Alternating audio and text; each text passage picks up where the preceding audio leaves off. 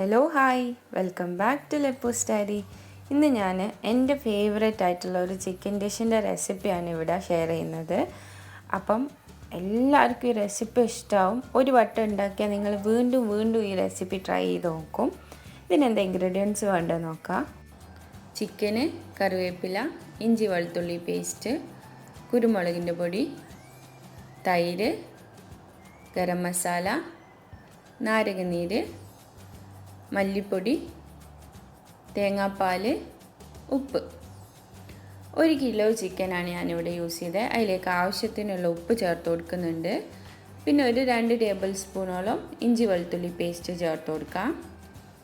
പിന്നെ 1 table spoon നാരങ്ങനീര്, ഒരു ചെറുനാരങ്ങേൻ്റെ പകുതിയാണ് ഞാൻ യൂസ് ചെയ്തത്. പിന്നെ 2 ടീസ്പൂണ് കുരുമുളകിൻ്റെ പൊടി, 1/2 teaspoon garam masala, 1.5 table spoon മല്ലിപ്പൊടി, 3 ടേബിൾ സ്പൂണ് തൈരും ചേർത്തിട്ട് നല്ലോണം ഒന്ന് ചിക്കൻ ഈ മസാലയിൽ പിടിപ്പിച്ചെടുക്കാം. നല്ലോണം ഒന്ന് കൈകൊണ്ട് മിക്സ് ചെയ്തിട്ട് ചിക്കൻ മസാലയിൽ പിടിപ്പിച്ചിട്ട് ഒരു 20 മിനിറ്റ് നമുക്ക് മാരിനേറ്റ് ചെയ്യാൻ വേണ്ടി മാറ്റി വെക്കാം. നിങ്ങൾക്ക് സ്പൈസിനെസ് ഇഷ്ടമുള്ള ആൾക്കാരാണെങ്കിൽ 1-1.5 ടേബിൾ സ്പൂണോ പെപ്പർ ചേർത്ത് കൊടുക്കാം, കുരുമുളകിൻ്റെ പൊടി. ഇനി 20 മിനിറ്റ് നിങ്ങൾക്ക് വെക്കാൻ സമയമില്ലെങ്കിൽ നേരെ തന്നെ അത് കുക്കറിലിട്ടിട്ട് വേവിച്ചെടുത്താൽ മതി.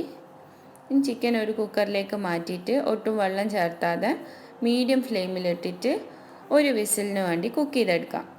നല്ല വേവ് ആവശ്യമുള്ള ചിക്കൻ ആണെങ്കിൽ 2 വിസിലിന് കുക്ക് ചെയ്തെടുത്താൽ മതി. മീഡിയം ഫ്ലെയിമിലിട്ടിട്ട് വേണം കുക്ക് ചെയ്തെടുക്കാൻ.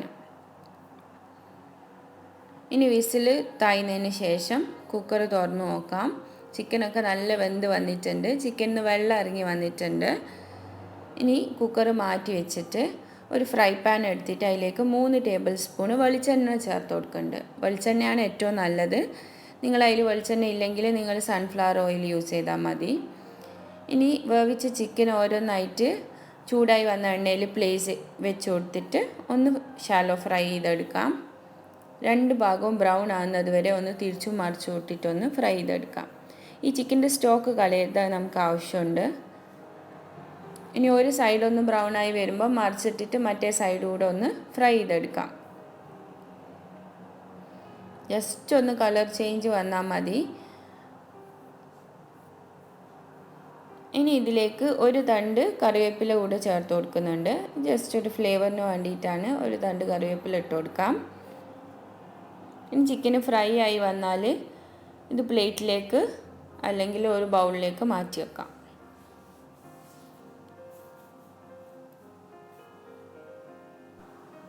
ഇനി ഇതേ എണ്ണയിലേക്ക് ഒരു 1/4 കപ്പ് തേങ്ങാപ്പാൽ ചേർത്ത് കൊടുക്കുന്നുണ്ട്. നല്ല കട്ടിയുള്ള തേങ്ങാപ്പാലാണ് ചേർത്ത് കൊടുക്കുന്നത്. ഇനി ഈ തേങ്ങാപ്പാലൊന്ന് വറ്റിച്ചെടുക്കണം. ഒരു മീഡിയം ഫ്ലെയിമിലോ ഹൈ ഫ്ലെയിമിലോ ഇട്ടിട്ട് കുക്ക് ചെയ്തെടുക്കാം. ഇടയ്ക്കിടയ്ക്കൊന്ന് ഇളക്കി കൊടുത്താൽ മതി. തേങ്ങാപ്പാലൊന്ന് കുറുകി വരുമ്പം ചിക്കൻ വേവിച്ച വെള്ളം നമുക്കിതിലേക്ക് ഒഴിച്ചു കൊടുക്കാം. ചിക്കൻ്റെ സ്റ്റോക്ക് ഒഴിച്ചിട്ട് നല്ലോണം ഈ 2 മിക്സും കൂടെ ഒന്ന് കുറുക്കിയെടുക്കണം. ഏകദേശം ഹാഫ് ആയിട്ട് വരും. കണ്ടില്ലേ, ഇപ്പോൾ നല്ല തിക്കായി വന്നിട്ടുണ്ട്. ഒരു 3-4 മിനിറ്റ് കൊണ്ട് തന്നെ ഇത് ശരിയാവും.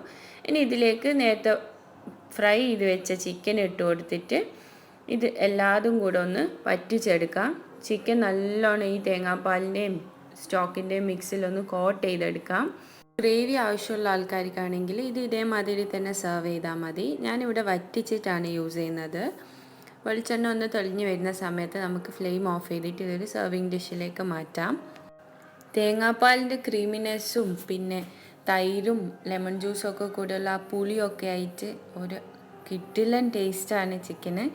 അപ്പം എല്ലാവരും ഈ റെസിപ്പി ട്രൈ ചെയ്ത് നോക്കുക. അപ്പത്തിൻ്റെ കൂടെയും പത്തിരീൻ്റെ കൂടെയും പൊറോട്ടൻ്റെ കൂടെയൊക്കെ നല്ലൊരു കോമ്പിനേഷനാണ്.